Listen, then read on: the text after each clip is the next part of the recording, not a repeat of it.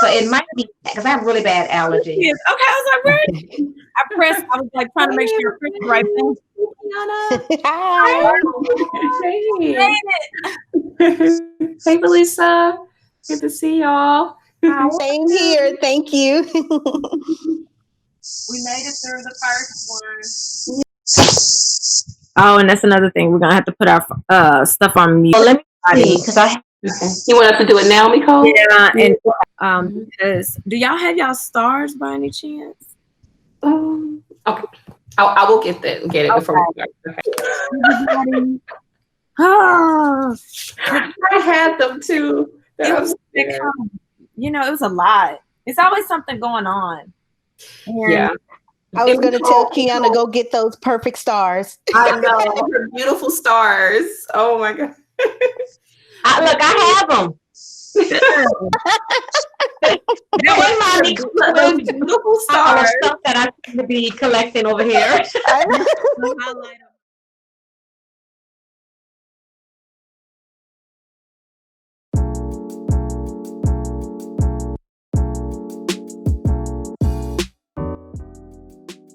Welcome to BYOB, Bring Your Own Book, the book club for busybodies. I am your host, Nicole Williams, and I'm so excited to be joined on this bookish journey with others who are lit for life. Now, I know some of you are familiar with our meetup, but if you're new to the BYOB club, this is really the club for all readers, all genres, and all thoughts. So with open ears, this club is designed to celebrate our unique reading experiences. So welcome. Now, we had the pleasure of being able to today see the first episode together.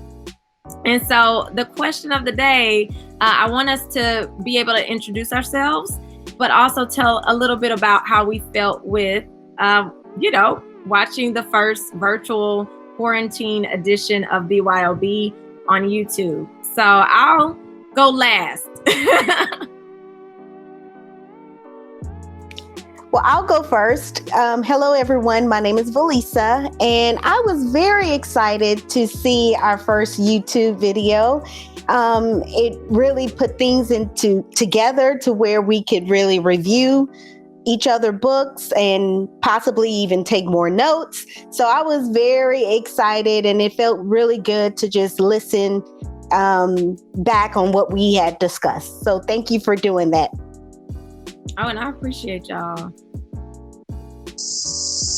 Yes, I would also echo it was nice to go back and look at it. I found that I noticed things looking at the video that even in the moment I didn't like. There were certain books that stood out to me more, and I think it's just because I was able to slow down my own brain a little bit more. And also, it just was kind of neat to capture the reality of the moment, this time that we're in right now with the quarantine and the technology and, me in particular, I've been having a lot of little glitchy issues, but I actually appreciated catching that on video and seeing that. And I think that it helps others to see that, hey, you know what, even though we're all navigating technology in a new way and it doesn't always cooperate, we still can go forward. We still can, enjoy our communication and time, together in that different format during this particular season. That is so true. And I look forward to going back and watching it. I haven't watched the actual first episode. I was a part of it, but I didn't get a chance to watch it. So I do look forward to going back and watching it and viewing everybody. So I'm excited to be here for this one. All right. So that means we're here at chapter 2, and I, of course, was testing out different things, and I was sharing earlier how it was a great experience just being able to see it come together. It took a minute to get my mind. I had a lot of homework in between, a lot of we're still doing our full-time jobs as well, and it was just something that I wanted to at least see come together so we can continue forward talking about different books. So that brings us to where we are right now, and we actually will be right back after the messages, so you don't want to miss this.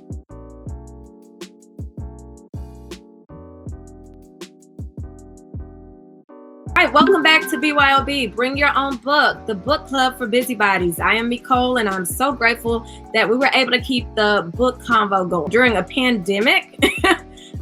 So some things are going to be different, but we are keeping the essence of the book club and the meetup itself intact. So I just thank you guys for, being here, and then also the online community for checking it out and chiming in with what they are reading as well. So round one goes a little bit something like this. What is your book about? Give us what made you bring this book, because there are plenty to choose from. So what made you pick this one up at this point in time? So we had this quick summary, and then maybe a least favorite and favorite part would be great. Okay, so who wants to start us off? So I actually grabbed this time because I read it recently. It's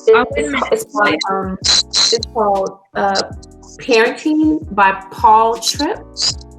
And this book was recommended to me by my sister-in-law, and it's just a really good book. Like I don't, this is my first parenting book I've ever read, but this book has had me in tears. Like it talks a lot about the heart of a child, but not so much just the child. It talks a lot about the mom, the parent, our heart connected to God, and how we're both being transformed. It talks so much about grace and how God is parenting my heart at the same time I'm parenting my kid's heart. And it's just been such a blessing. Like I feel like he's talking directly to me. And sometimes, when you're a new mom, you're thinking no one else is going through this but me. This is, and that's not true. There's so many moms and parents that are going through some of the same things. And so this book has really been a blessing. And I'm on the chapter now called Character. And it's a really good book. And it just kind of puts things back into perspective and bring you back to God with your parenting. Thanks for sharing that. Mm-hmm. Just to be on the safe side, at the beginning, it kind of glitched up. So I just want to make sure we get the title and the author. If you could hold it up again and just state that for us again. The name of the book is called Parenting, and it's by Paul Tripp. Thanks, Toya. Mm-hmm. Hi, this is Belisa again, and I would go next. The book I chose was actually the title kind of gave me the desire to read it. So I'm not going to say the full word, but it's Unf yourself, and it's basically get out of your head and into your life, and it's by Gary John Bishop. So of course, like I said, the title itself kind of made me think what is this about? And it was in the self-help category. So that was one reason why I picked it.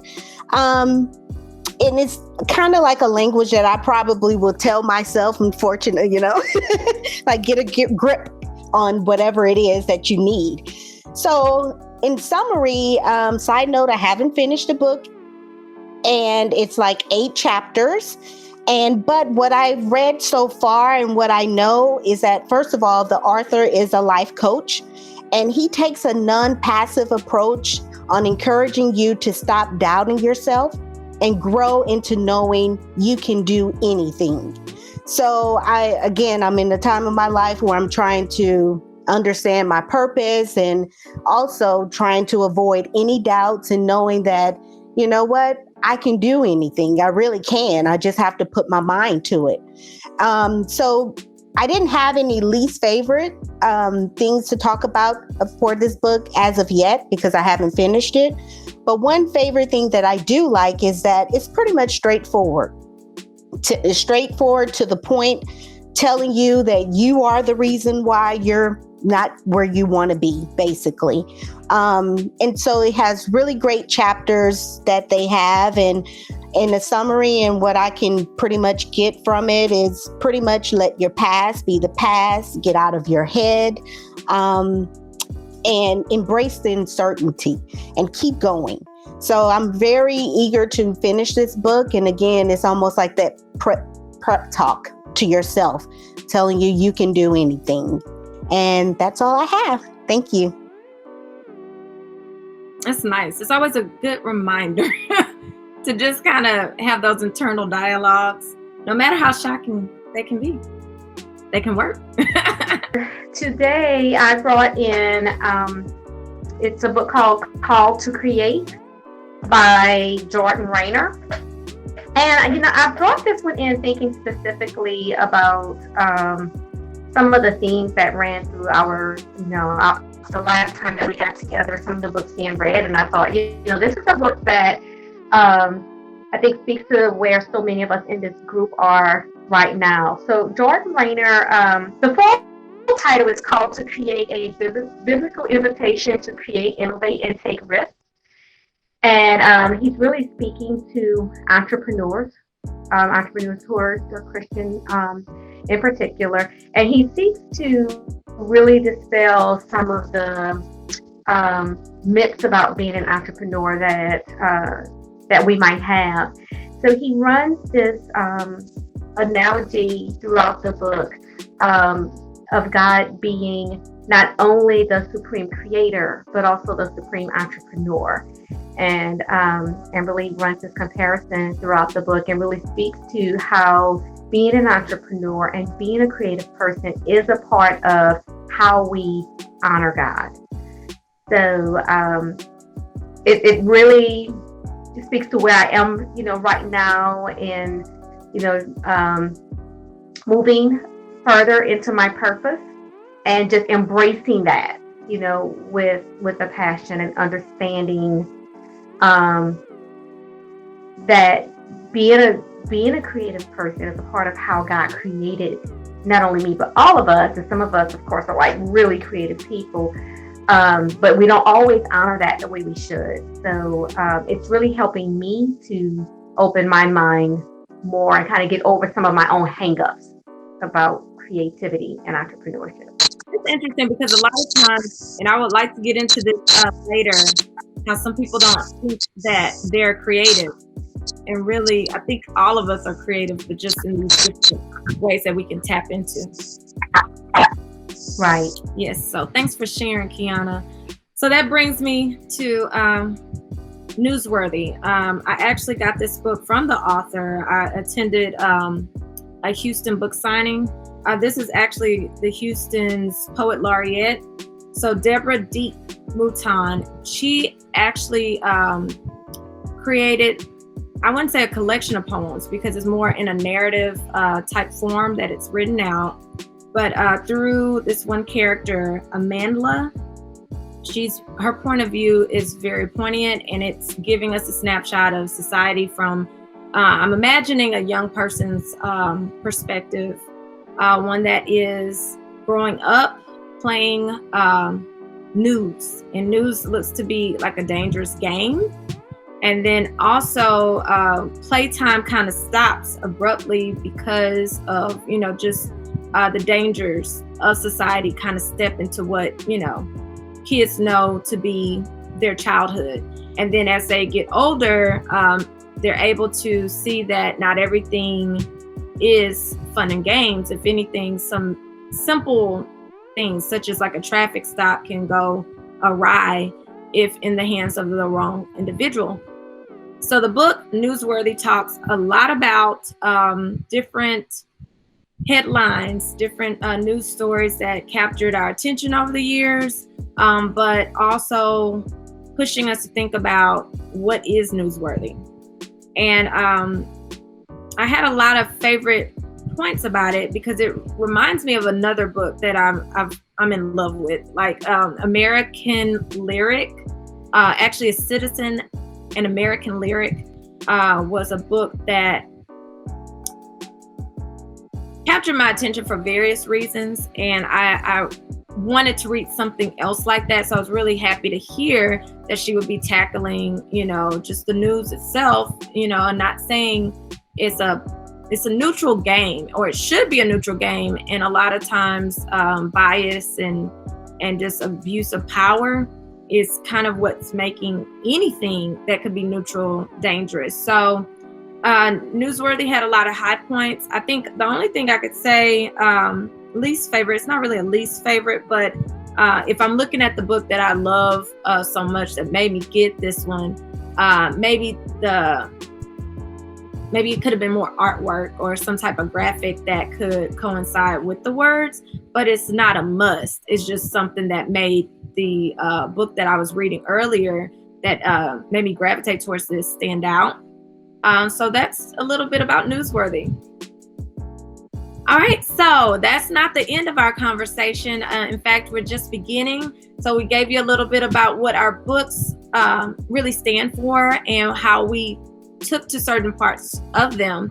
And we would like to hear from you guys as well. So definitely share what you're reading, share some parts of your reading experience. You can do this in the comment section, or even if we're doing a live chat, you can do that. All right, so we'll be back after a couple of messages.